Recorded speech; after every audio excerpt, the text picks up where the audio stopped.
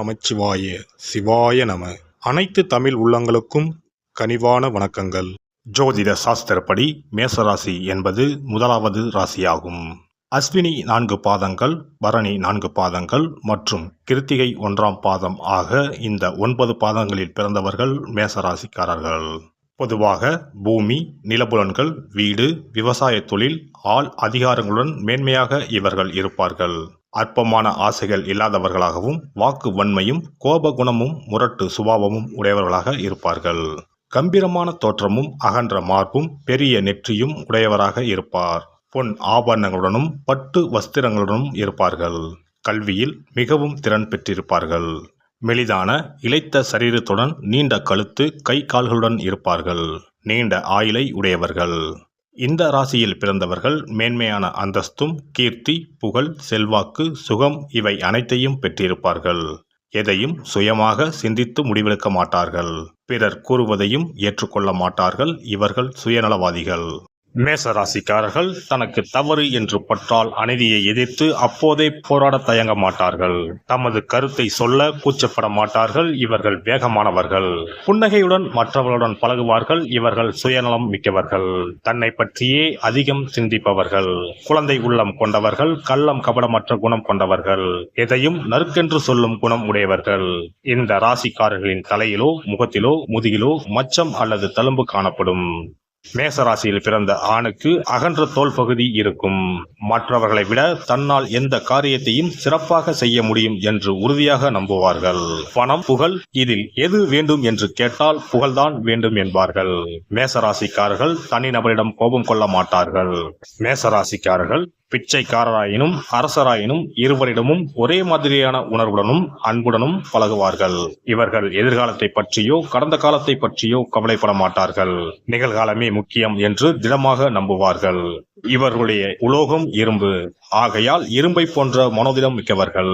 தொழில் துறையிலும் மற்றும் படைப்பு திறன் சம்பந்தப்பட்ட கலைத்துறையிலும் மகிழ்ச்சியாக ஈடுபடுவார்கள். தன்னை பற்றியும் தன்னுடைய திட்டங்களை பற்றியும் பேசுவதிலேயே மகிழ்ச்சி காண்பார்கள். இவர்கள் மற்றவர்களுக்கு உதவியும் ஆதரவும் காட்டுவார்கள். ஆனால் அதே உதவியும் ஆதரவும் தனக்கும் கிடைக்க வேண்டும் என்ற எண்ணம் உடையவர்கள். மேச ராசிக்காரர்கள் நேராக கண்ணை பார்த்து நேர்மையுடனும் நம்பிக்கையுடனும் பேசும் குணம் உள்ளவர்கள். பொதுவாக நேர்மையான வழியில் நடப்பவர்கள். ஒளிவு மறைவில்லாத பேச்சும் நேர்மையான குணமும் இவர்களின் சிறப்பு அம்சமாகும். முரட்டுத்தனமான நபர்களை எளிதில் எதிர்கொள்ளும் திறமை வாய்ந்த இந்த ராசிக்காரர்கள் சிறிய உடல் வலியை கூட தாங்கிக் கொள்ள மாட்டார்கள். இவர்கள் தம் வாழ்நாளில் ஏதாவது ஒரு சூழ்நிலையில் முரட்டுத்தனமான செய்கையில் ஈடுபட்டு தலையிலோ முகத்திலோ காயம்பட்டுக் கொள்வார்கள். எல்லாம் நன்மையில்தான் முடியும் என்ற ஆழமான நம்பிக்கை கொண்டிருப்பதால் சிம்மம் மற்றும் தனுசு போன்ற நெருப்பு ராசிகளைப் போல் நாள்பட்ட நீடித்த நோய்களுக்கு ஆளாக மாட்டார்கள். மற்றவர்களை விட தனக்கு அதிகம் தெரியும் என்ற எண்ணமுள்ள இவர்கள் பணிவையும் அடக்கத்தையும் பல தோல்விகளை அனுபவித்த பின்னர்தான் தெரிந்து கொள்வார்கள். மேச ராசிக்காரர்கள் தனக்கு பொன்னும் பொருளும் சொத்தும் சேர்ப்பதை விட மற்றவர்கள் பொருளும் சொத்தும் சேர்க்கவே பெரும்பாலும் பயன்படுவார்கள். மேச ராசியில் பிறந்த ஆண்கள் மன எழுச்சியையும் உத்வேகத்தையும் பரபரப்பையும் தருகிறவராக இருப்பார்கள். புதிய கருத்துக்களை வெளிக்கொண்டு வரும் உத்வேக சக்தியாக இருப்பார்கள். எளிதில் கோபப்படும் குணம் உள்ளவர்கள். ஆனால் தைரியமும் தன்னம்பிக்கையும் உள்ளவர்கள். எப்போதும் மற்றவர்களை விட முந்தியே இருப்பவர்கள். ஒரு சமயத்தில் மிகுந்த பொதுநல நோக்குடன் தனது நேரம், பணம், பொருள், கருணை அனைத்தையும் மற்றவர்களுக்காக புதியவரிடத்திலும் கொட்ட தயாராக இருப்பார்கள்.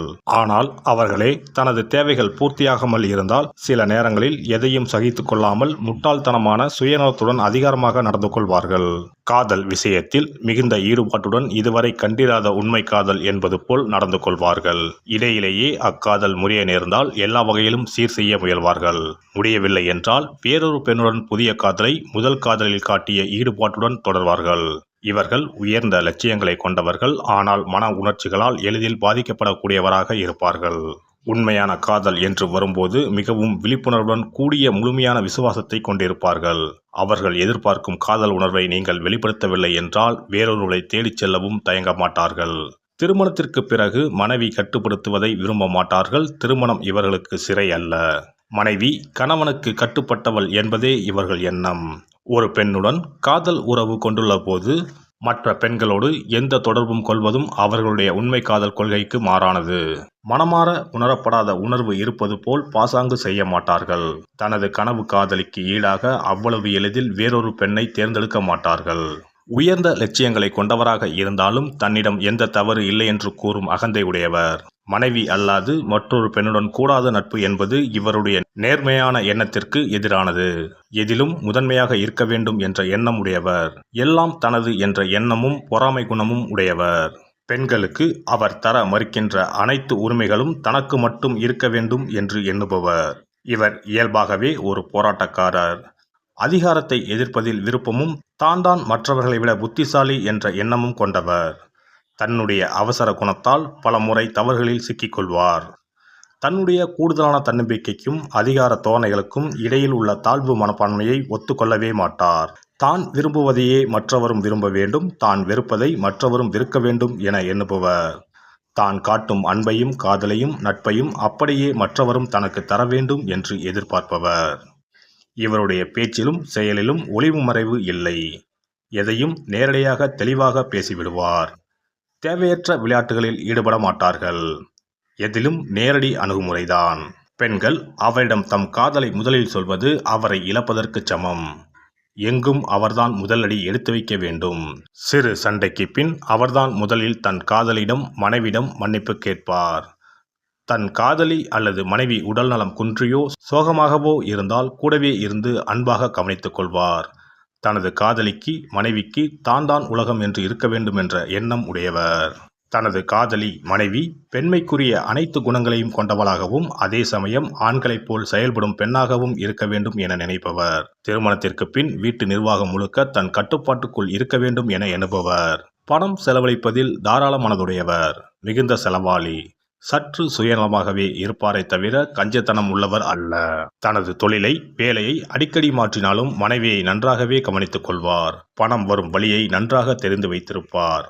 ஆனால் சேமிக்கும் பழக்கம் இல்லாதவர். குழந்தைகளின் மேல் கூடுதலான அன்பை செலுத்துபவர். அதன் காரணமாக குழந்தைகளின் எதிர்காலத்தை தான் முடிவெடுக்க வேண்டும் என்று எண்ணுபவர். தந்தை என்ற பொறுப்பை அனுபவித்து செயல்படுவார்.